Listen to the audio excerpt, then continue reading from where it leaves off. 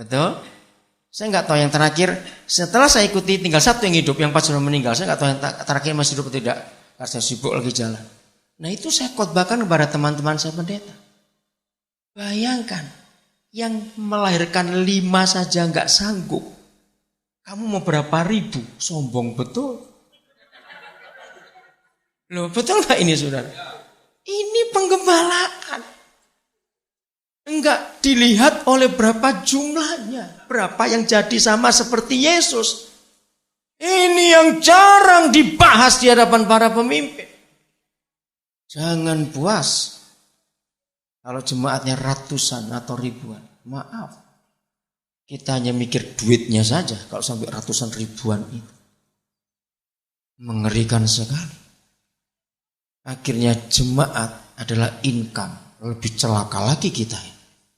Inilah prinsip yang hebat. Bilangan pasal 8. Pasti saudara akan terkejut kalau tahu ayat ini.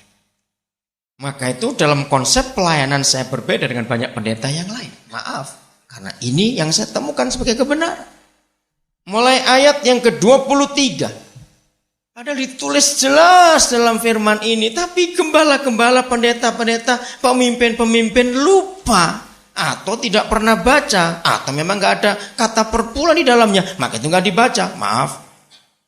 Sejak tahun 70-an, Roh Kudus sudah memberikan saya pengalaman ayat ini lewat almarhum Om Edwin Stube. Saya belajar dari dia tahun 70-an yang lalu. Dia mengajarkan ini. Tuhan, sudah saya ulangi.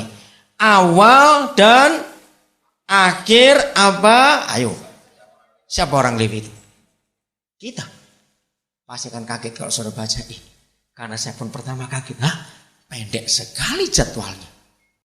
Yahweh berfirman kepada Musa, inilah yang berlaku bagi orang Lewi.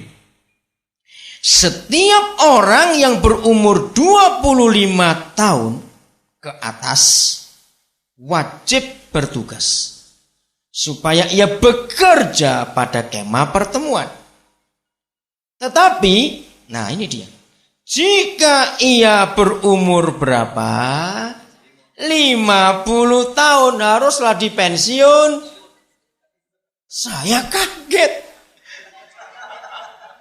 Coba, nah berarti banyak yang gak tahu ini. Banyak tertawa dulu baru bacain. Ada yang bilang tunggu stroke baru pensiun. Saudara ini luar biasa. Tunggu dulu. Saya mikir begini. Ya pendek sekali jadwal kerjanya. Berarti rata-rata cuma berapa tahun? 25 tahun. Lalu untuk apa? Bukankah Harun mati umur berapa? Musa umur berapa? Saudara ternyata ini hati Papa di surga. Lihat ya. Kenapa? 50 tahun harus pensiun. Dibebaskan dari pekerjaan itu. Sehingga tak usah ia bekerja lebih lama lagi. Nah ayat 26 ini tujuannya. Ia boleh apa? Nah, kata membantu ini mementori, mendorong yang lebih muda untuk maju. Jadi yang sudah 50 tahun gak usah terlalu sibuk untuk melayani, kecuali sibuk memuridkan. Mendorong yang muda-muda itu maju. Inilah regenerasi itu. Siapa yang pernah tahu? Di banyak gereja dan pantai Costa. Si gembala sudah jompo.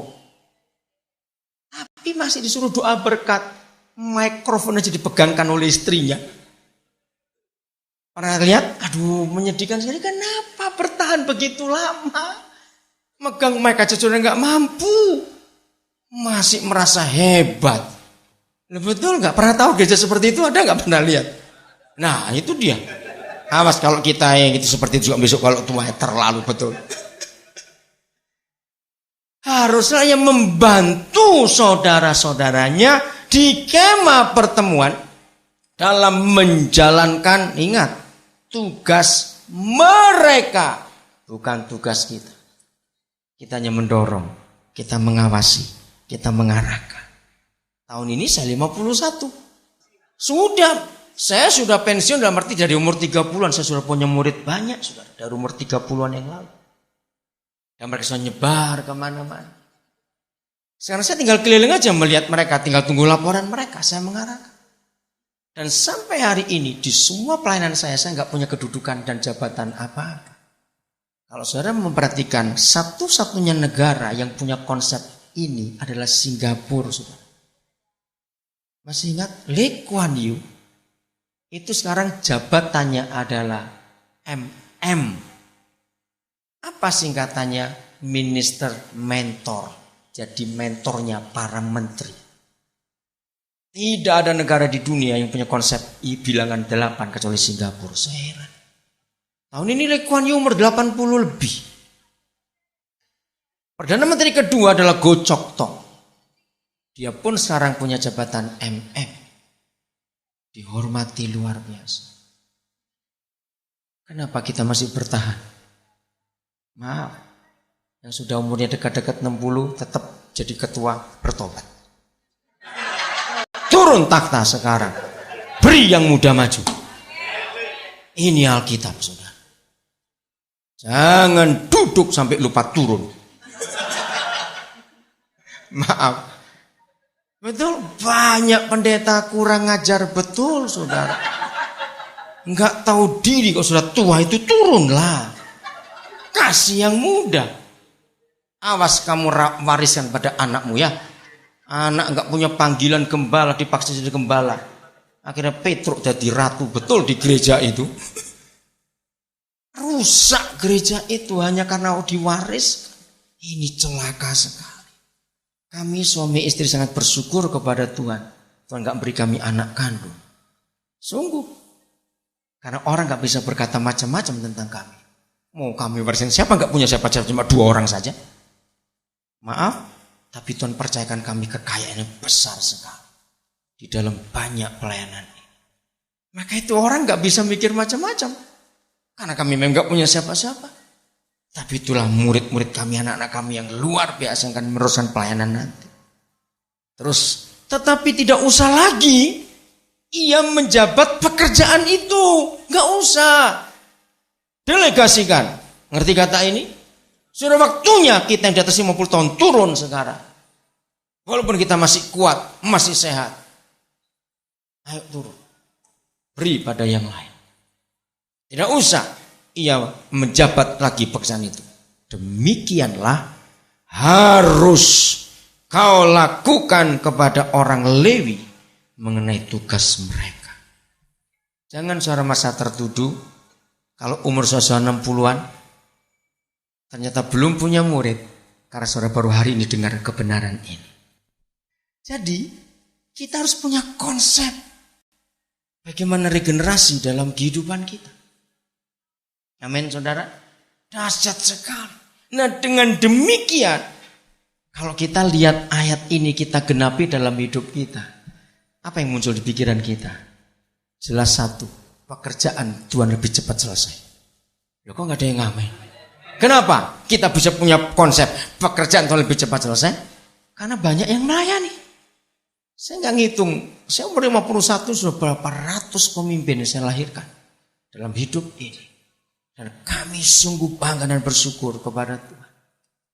Mengapa harus jadi bapak? Apa bedanya bapak dengan om?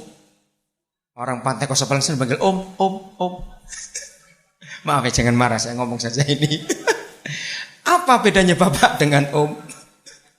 Begini bedanya, dengar baik-baik. Ya, jadi nggak salah panggil om juga nggak salah, gitu. Tapi ini bedanya. Kalau suatu hari, ya ini saya beri ilustrasi. Kalau suatu hari ada seorang dokter terkenal, prakteknya ramai sekali.